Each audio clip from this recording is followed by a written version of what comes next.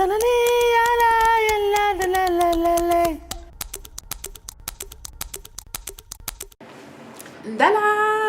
Bonjour à tous! Alors, encore une autre vidéo depuis Vancouver.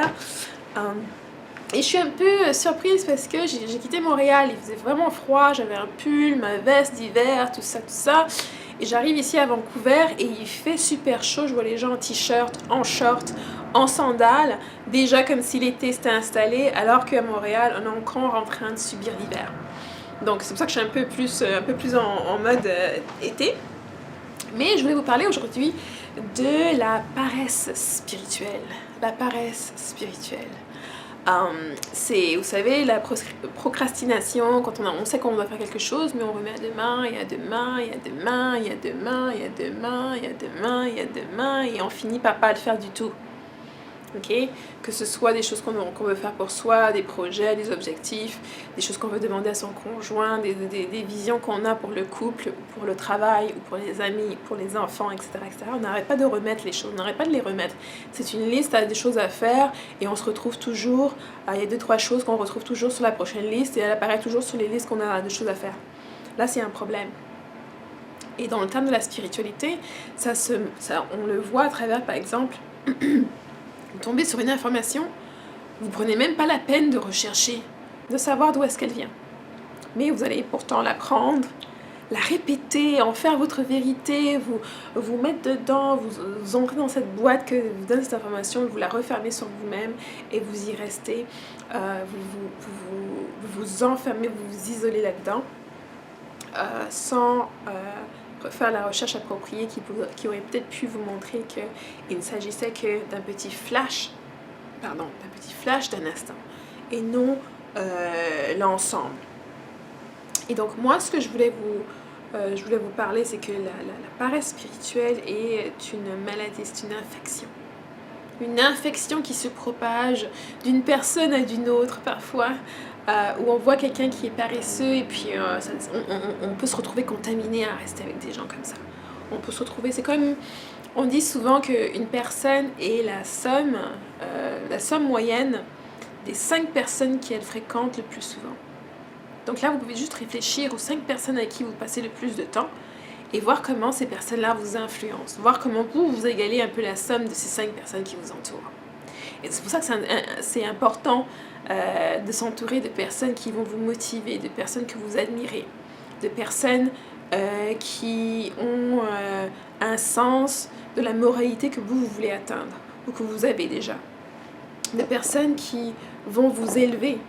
C'est-à-dire que ce n'est pas des personnes qui sont négatives, qui vont vous tirer vers le bas, mais plutôt qui vont vous élever, vous pousser à vous construire. Donc ça veut aussi dire que parfois ils vont vous donner des défis.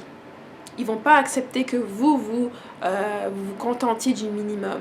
Ce sont des personnes qui vont vouloir que vous fassiez mieux, notamment que vous fassiez mieux qu'elles. Surtout si on parle de différentes générations. Donc vos parents, normalement, c'est normal que vos parents veuillent que vous fassiez mieux qu'eux, que vous réussissiez mieux qu'eux, parce qu'ils vous encadrent, ils vous donnent peut-être les choses qu'eux n'ont pas eu pour arriver là où ils sont arrivés. Et donc c'est à vous de prendre le peu qu'ils vous donnent, ou de prendre tout ce qu'ils vous donnent, et de l'utiliser à bon escient pour vous construire. Et quand on se construit, c'est pas seulement se construire en allant à l'école, en ayant des bonnes notes, des bons diplômes, ça c'est bien, et ça c'est le minimum en fait, c'est le minimum. Je pense qu'il n'y a rien de pire que de voir des parents qui se sacrifient pour envoyer quelqu'un à l'école et cette personne-là ne se donne même pas la peine de faire le minimum. Okay? Si dans ce cas-là, inscrivez-vous dans des matières que vous allez aimer. Moi, il y a beaucoup de personnes qui me demandent, quand on fait souvent des événements ou des activités avec d'autres praticiennes, et souvent le parcours, c'est que ce sont des personnes, il y a beaucoup de personnes qui n'aimaient pas le travail, l'emploi qu'elles avaient, et tomber dans la spiritualité, et être amenées, appelées à aider les autres, a été comme une souffle, comme une réponse à des questions qu'elles avaient. Pour moi, mon métier que j'exerce et que j'ai choisi, c'est un métier que j'ai choisi pleinement, que je savais, comme je vous l'ai dit, je pense dans une autre vidéo, dès l'âge de 4 ans, j'ai dit à mon père que c'était le métier que j'allais faire, et c'est un métier qui m'a ouvert des portes, qui m'a amené à rencontrer du monde que j'aurais jamais rencontré autrement, C'est un métier que au jour le jour, quand je le fais, il me donne beaucoup de satisfaction. Et c'est un métier qui se rallie beaucoup à ce que je fais dans la spiritualité. Donc par exemple, quand je parle de certaines lois, lois spirituelles ou principes spirituels, pour moi c'est un peu du baobab avec ce qui se passe dans la loi. Lorsqu'on regarde des statuts, on regarde l'application d'une loi, l'interprétation d'une loi. Okay, c'est un peu la même chose, la loi existe. L'ignorance de cette loi n'est nullement une défense, que ce soit devant le juge ou que ce soit dans le cadre spirituel, où il y a des lois qui sont là, des principes qui sont là, qui sont tangibles. Que vous les ignorez ne va pas les faire disparaître. Et je pense que ça, ce serait l'objet d'une autre vidéo qui m'a été demandée il y a quelques mois sur l'impact des croyances par rapport à ces principes universels, spirituels, qui n'ont pas besoin de vous, que vous y croyez pour leur existence. Okay, ce sont des principes que les gens ont observés, ont découvert, je dirais même pas découvert, je dirais sont rendus compte qu'ils existaient, ont eu conscience de ces principes-là. Donc ce sont des principes qui existent hors du bon vouloir des êtres humains. Mais ça, ce sera l'objet d'une autre vidéo. Donc la paresse spirituelle, pour moi, c'est vraiment une plague, une maladie infectieuse dont il vous faut vous vacciner. Il vous faut vraiment vous vacciner de ça, il vous faut vraiment avoir cette curiosité, cultiver cette curiosité qu'on retrouve chez les enfants. Les enfants vont vous dire « Maman, pourquoi est-ce qu'il pleut pourquoi est-ce que le soleil brille? Pourquoi est-ce que le vent passe? Pourquoi est-ce que les oiseaux sont ci ?» Ils ont cette curiosité naturelle, innée en eux, de regarder les choses, d'observer, de poser des questions, de se questionner eux-mêmes. Parce qu'à travers ce questionnement-là, ils apprennent. Et je pense qu'on ne fait pas assez de questionnement, on ne fait pas assez... et d'un questionnement interne. Je ne parle pas du questionnement où on va demander aux autres ce qu'ils pensent, où on va demander aux autres ce qu'ils font pour copier et faire la même chose.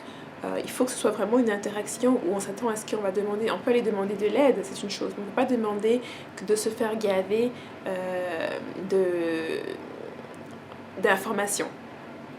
Il faut qu'on prenne cette information-là et qu'on la transforme en sagesse pour nous-mêmes. Toute information n'est pas forcément applicable à tout moment donné. Il faut savoir quand est-ce qu'on va l'utiliser, comment est-ce qu'on va l'utiliser, comment est-ce que c'est applicable à vous, à des personnes qui vous connaissez, dans votre communauté, dans votre espace où vous êtes. Donc, la paresse spirituelle, c'est comme la paresse dans tous les autres domaines, que ce soit la paresse au travail, la paresse à l'école, la paresse à la maison, la paresse dans un couple.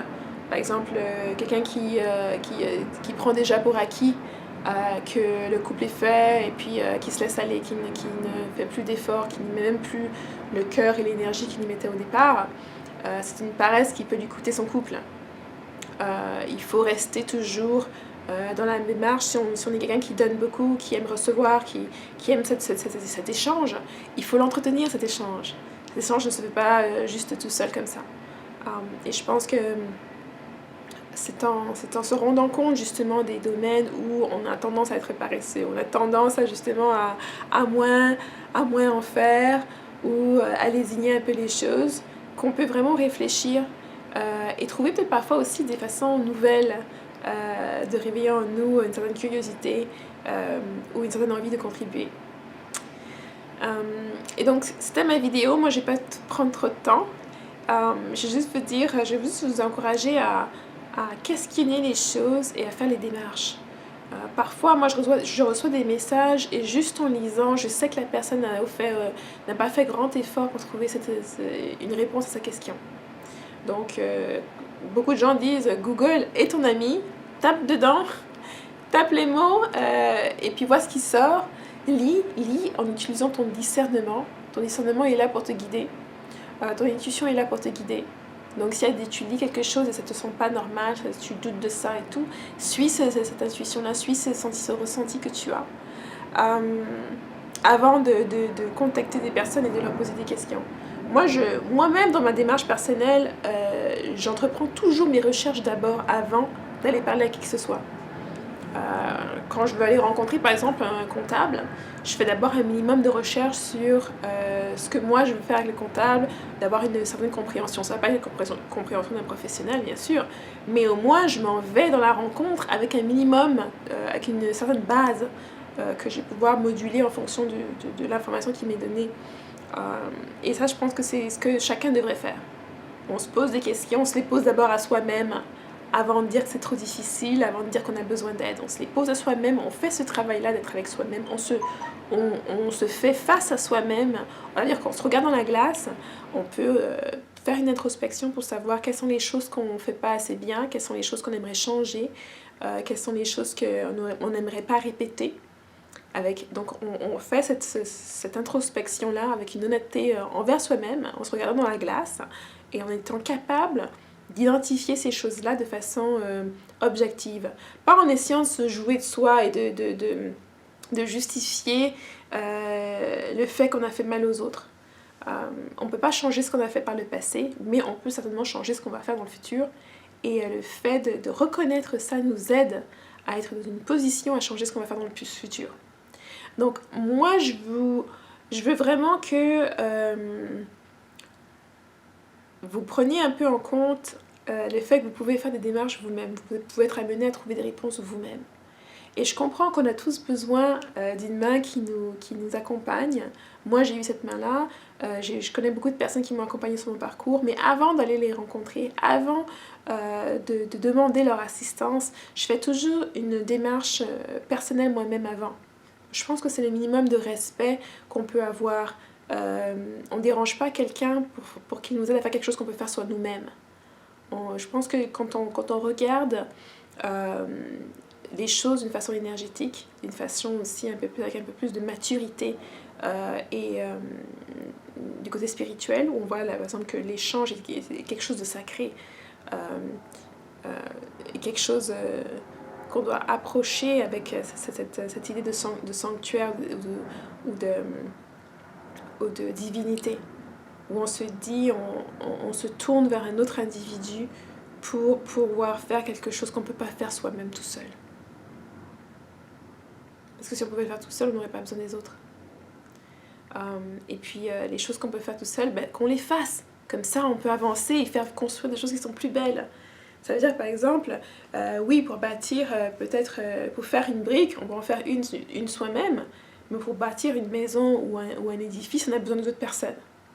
Et ça va prendre chaque personne à mettre sa propre brique dans son coin ou ensemble pour construire cet édifice-là.